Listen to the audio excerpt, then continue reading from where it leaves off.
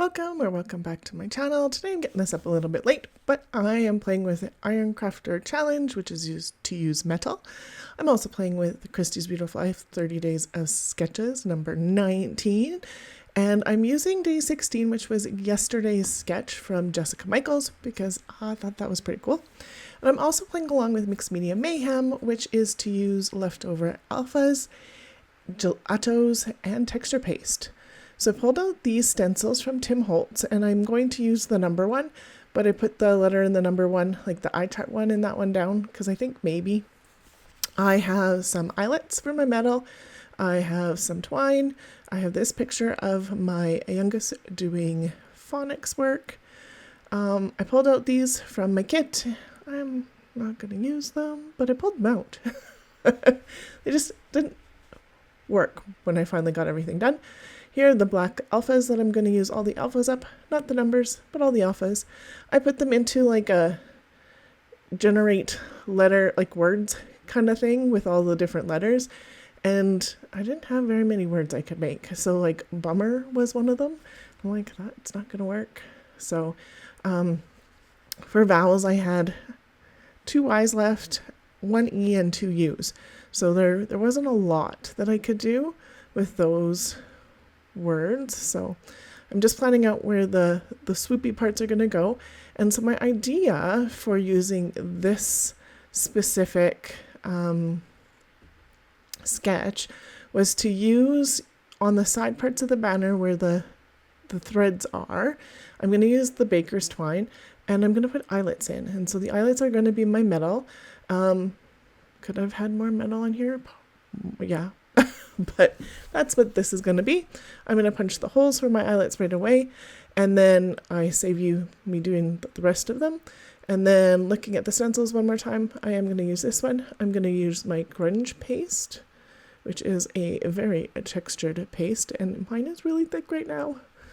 I'm not sure if I can add water to this and if it'll work, but I really had to work it through to get, I'm really pushing hard to get through this texture paste through this, and I just wanted to put it all in the column. I know at the top I'm not really going to see it because of where my picture sits, and that's okay, especially when it's dry like this.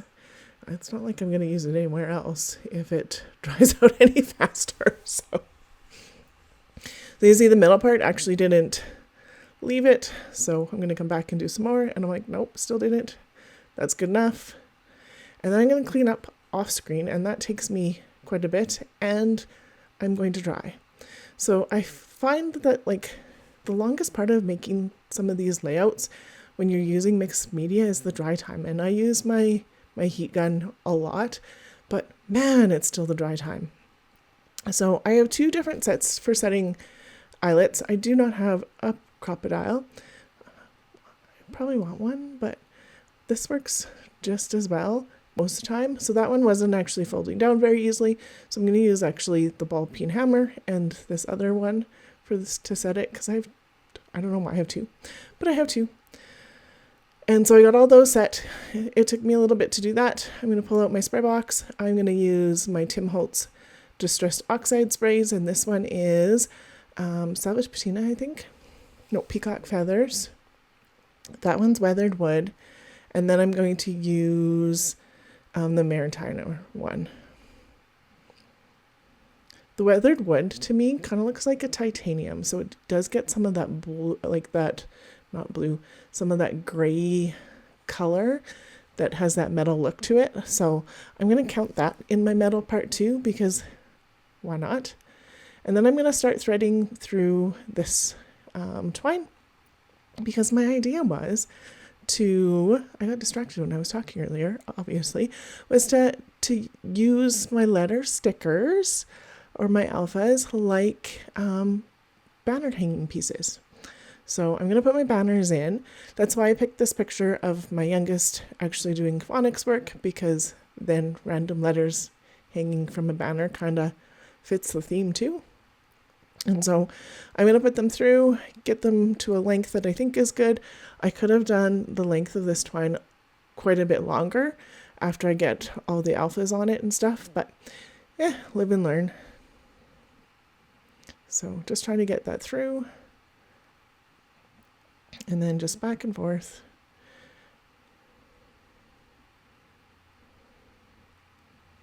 And then there's 2 more pieces.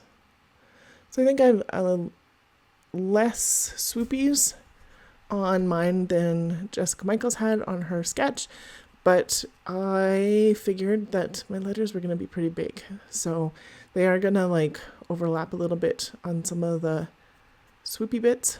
I don't know what else to call them. They swoop. We'll call them swoopy bits. And so just getting them in. I want it so it does hang a little bit, so trying to leave a little bit out so that it does give that effect. And then this is washi, and it's not very sticky washi, so I can and will readjust my page as needed. And then my picture's going to go there. I'm going to try and glue it down. It's not going to stay glued because of all that mixed media, and yeah. But so I am going to start with this bee. I'm like, yeah. Let's get this on. It's moving. It's going to be a pain. Maybe I want it up on foam. These are the things that go through my head. And then, so I put lots of glue on it, and this is the Nuvo Deluxe glue. And usually that sits pretty well with the grunge paste and that kind of stuff, but it didn't really stick very well. So I used double-sided tape in a little bit, and I'll go sneak some more glue under there now that it's not moving. But I figured after I got to this point, we'll try and let it sit, and yeah. So for the letters that have a loop, I threaded my twine through the loop for most of them. And then I wanted it so it looked like all these letters were tangled up. And so I went to the bottom and got that all done. And then I decided I had more letters, so I wanted more letters on here. So I'm just gluing these down and squishing them over, and you can see that picture did not stick on there, so it's just out of the way now, because now I was feeling like it was in the way. So I'm gonna go, I think, all the way to N for what I have here. I'm trying to put them in order.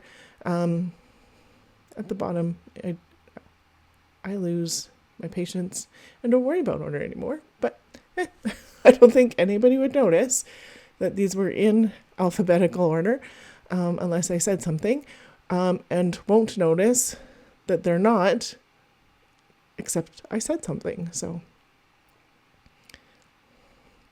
And so pushing those down, because they were coming up on my fingers a little bit because of all the texture paste underneath. And then this M and N I'm going to pull off because I didn't want doubles together. And then scooting things over, adding more. I'm going to get this all laid out with the extras on there. And then I will glue it down off screen, because that was a lot of fiddling to actually get it glued. So, which is fine. Glue is glue.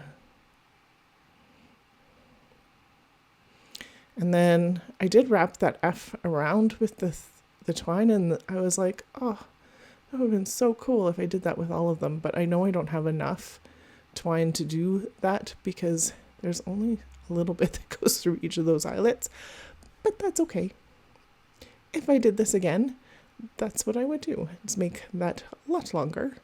So I could do that. But I knew that going through this, and I didn't want to waste any of the twine and redo that.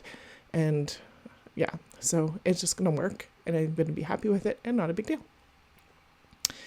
So, yay. That'll all get glued. The letters or the numbers are the only thing that's left on that sheet. And then all glued. Some of them are sideways.